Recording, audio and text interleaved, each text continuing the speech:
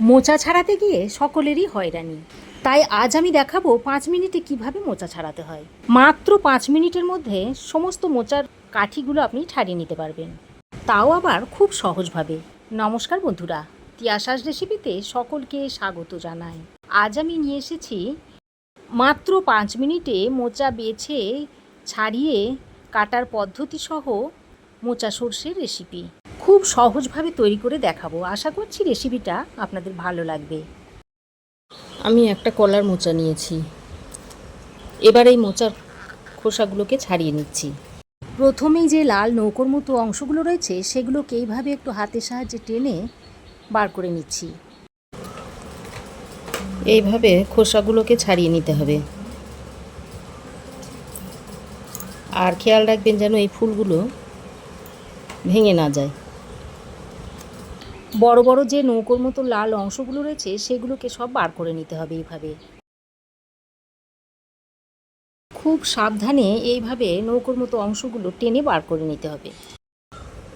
এবার এই সামনের দিকটা এইভাবে একটু কেটে নিচ্ছি। এই সামনের দিকটাতে কিছুই থাকে না আর ভালোভাবে সেদ্ধও হয় না। এবার একটু এগুলোকে কেটে ফেলে দিচ্ছি যাতে ফুলটা কেটে না যায়।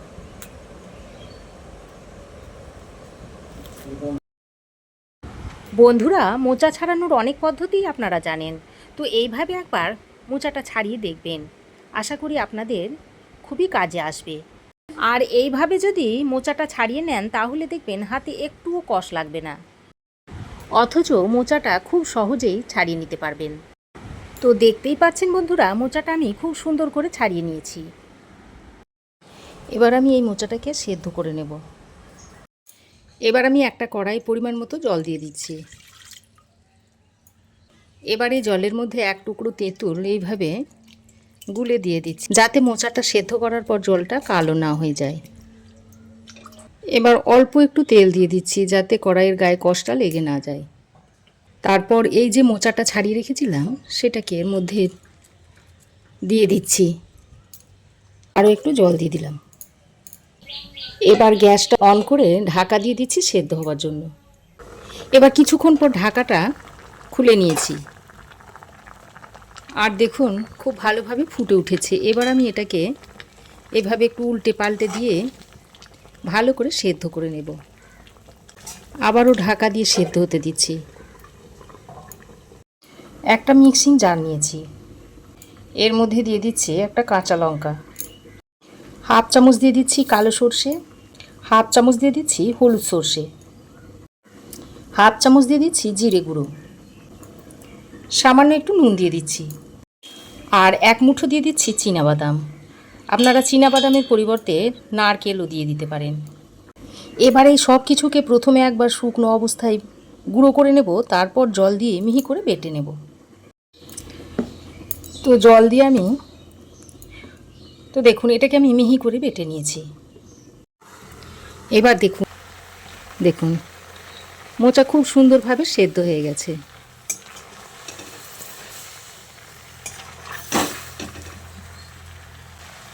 এবার আমি এই মোচাটাকে তুলে নিচ্ছি, তারপর ভালো করে ঠান্ডা করে নেব। তুলে একটা প্লেটের মধ্যে রেখে দিচ্ছি। এবার এটা ঠান্ডা হোক। এবার আমি কড়াই গরম করে দিয়ে দিচ্ছি সর্ষের তেল। তেল খুব ভালো করে গরম করে নিয়েছি। এবার আমি এখানে নিয়েছি আলু। একটা মিডিয়াম সাইজের আলুকে আমি এরকম ছোট ছোট করে কুচি করে নিয়েছি, সেটা এর মধ্যে দিয়ে দিচ্ছি। এবার আলুর মধ্যে অল্প পরিমাণে একটু নুন আর একটু হলুদের গুঁড়ো দিয়ে দিচ্ছি, দিয়ে এই আলুটাকে একটু লাল লাল করে ভেজে নিচ্ছি। একটু বেশি তেল দিয়ে আলুটাকে ভেজে নেবেন, তাহলে আলুটা ভালোভাবে ভাজাও হয়ে যাবে আর খুব সুন্দরভাবে সেদ্ধ হয়ে যাবে। তো আলুটাকে দেখুন 3-4 মিনিট সময় ধরে আমি একটু লাল লাল করে এরকম ভেজে নিয়েছি, আর আলুটা দেখুন অনেকটাই নরম হয়ে গেছে, প্রায় বেশিরভাগটাই সেদ্ধ হয়ে গেছে। এবার আমি এই ভাজা আলুটাকে তেল থেকে ছেঁকে তুলে নিচ্ছি।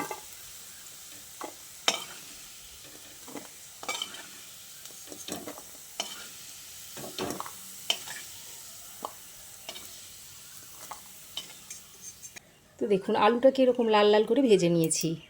আর কড়াইয়ের মধ্যে যে বাকি তেলটা রয়েছে এই তেলটা দিয়ে আমি বাকি রান্নাটা করে নেব। এবার দেখুন মোচাটা সেদ্ধ করে নেওয়ার পর মোচাটা হালকা ঠান্ডা হয়ে গেছে। এবার আমি এই ফুলগুলোকে মোচার থেকে আলাদা করে নিয়েছি।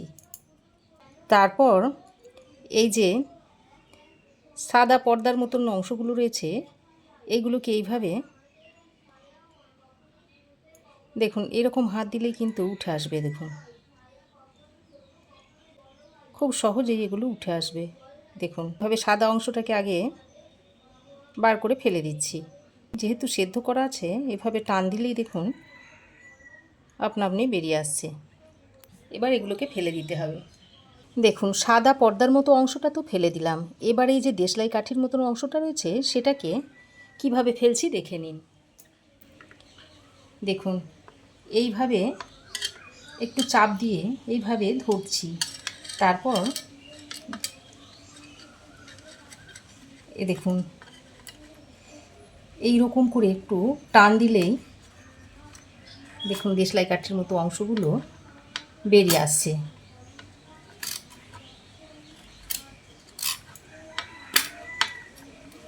দেখুন সব দেশলাই কাঠির মতো অংশগুলো বেরিয়ে গেছে। এবার এগুলোকে ফেলে দিয়ে তো দেখুন সব দেশলাই কাঠির মতো অংশগুলো বেরিয়ে গেছে। এবার ওইটাকে ফেলে দিয়ে এগুলোকে এইভাবে ছোট ছোট করে কুচো করে নিতে হবে। এইভাবে কুচিয়ে নিচ্ছি। তো দেখুন আপনাদের সুবিধার জন্য আমি আরও একবার দেখিয়ে দিচ্ছি।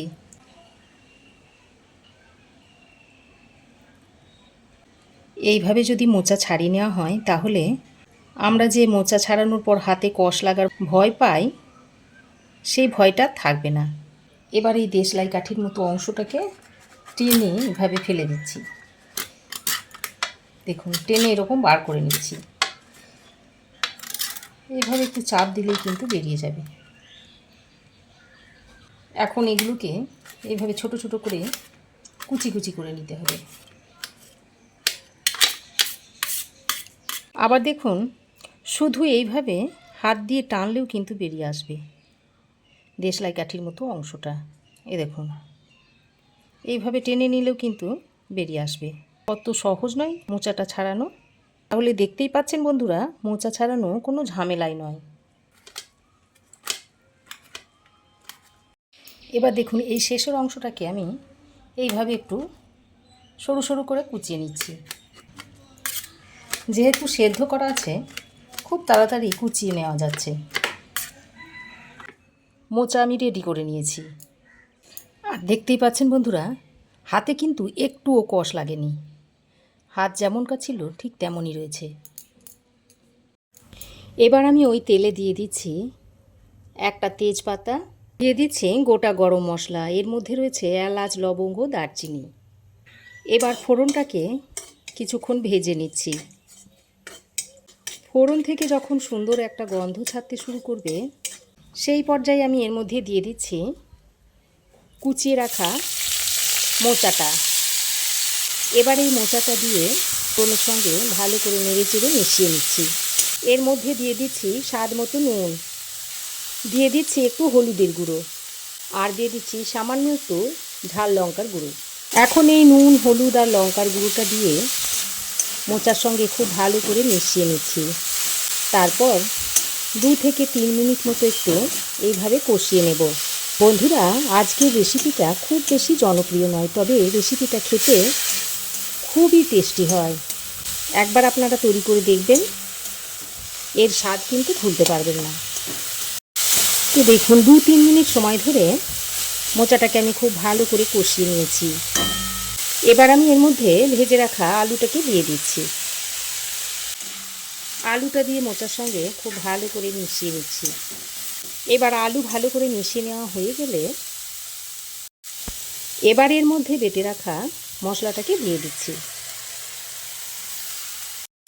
মিক্সিটাতে সামান্য পরিমাণে জল দিয়ে ধুয়ে দিয়ে দিলাম। এবার মোচা আলুর সঙ্গে খুব ভালো করে মিশিয়ে নিতে হবে। তো খুব ভালো করে মিশিয়ে নিয়ে এবার আমি এটাকে একটু ঢাকনা লাগিয়ে 3-4 মিনিট মতো রান্না করে নেব। তো ঢাকা দিয়ে আমি লো ফ্লেমে 3-4 মিনিট মতো রান্না করে নিয়েছি। আর আলুগুলো দেখুন একদম পুরোপুরি সেদ্ধ হয়ে গেছে। মোচা তো সেদ্ধ করার আছে। এবার আরও একবার ভালো করে নেড়ে চেড়ে মিশিয়ে নিয়ে এবার আমি এর মধ্যে দিয়ে দিচ্ছি হাফ চামচ পরিমাণ চিনি। এবার চিনিটাকে দিয়ে ভালো করে একসঙ্গে মিশিয়ে নিচ্ছি। তারপর গ্যাসের ফ্লেমটাকে লো টু মিডিয়ামে রেখে এবার এটাকে ঢাকা দিয়ে আরও কিছুক্ষণ রেখে দিচ্ছি। ততক্ষণে এখানে আমি কয়েকটা ডালের বড়ি নিয়েছি। এবার আমি এই বড়িগুলোকে হাত দিয়ে এইভাবে একটু ভেঙে নিচ্ছি। এইভাবে ভেঙে দিলে বড়িগুলো মোচার মধ্যে পড়লে খেতে খুব ভালো হবে। এইভাবে একটু আধ ভাঙা করে নিয়েছি বড়িগুলোকে। এদিকে একটা তরকা প্যানের মধ্যে বেশ কিছুটা সর্ষের তেল দিয়ে দিচ্ছি। তারপর ওই যে বড়িগুলো ভেঙে রেখে দিয়েছিলাম সেগুলো এর মধ্যে দিয়ে দিচ্ছি। এবার বড়িগুলোকে লাল লাল করে ভেজে নিচ্ছি। তো দেখুন বড়ি আমি এরকম লাল লাল করে ভেজে নিয়েছি। এবার এটাকে নামিয়ে এদিকে যে মোচাটা হচ্ছিল সেই মোচার মধ্যে দিয়ে দিচ্ছি। তারপর আবারও ভালো করে একসঙ্গে মিশিয়ে নিচ্ছি। আবারও ঢাকা দিয়ে 1-2 মিনিট মতো রেখে তারপর নামিয়ে নেব। তো ঢাকা দিয়ে আমি আরও 1-2 মিনিট রেখে দিয়েছিলাম। এবার আমি এই মোচা সর্ষের রেসিপিটা সার্ভ করে আপনাদের দেখাচ্ছি। এবার এটা আপনারা গরম গরম ভাত, রুটি, পরোটা সব কিছুর সঙ্গে খেতে পারবেন। খেতে অত্যন্ত সুস্বাদু লাগে। এভাবে একবার অন্তত তৈরি করে খেয়ে দেখুন। আশা করছি নিরাশ হবেন না। তো আমার এই আজকের মোচা সর্ষের রেসিপি আপনাদের কেমন লাগলো অবশ্যই একটা কমেন্ট করে জানাবেন। ভালো লাগলে একটা লাইক ও শেয়ার করবেন। পাশে থাকা বেল আইকনটাও অবশ্যই প্রেস করে দেবেন। আর আমার চ্যানেলে যদি নতুন হয়ে থাকেন তো প্লিজ চ্যানেলটাকে সাবস্ক্রাইব করার অনুরোধ রইল। আজ এ পর্যন্তই। আবার দেখা হবে নতুন কোনো রেসিপি নিয়ে নেক্সট এপিসোডে। সে পর্যন্ত ভালো থাকবেন, সুস্থ থাকবেন। ধন্যবাদ।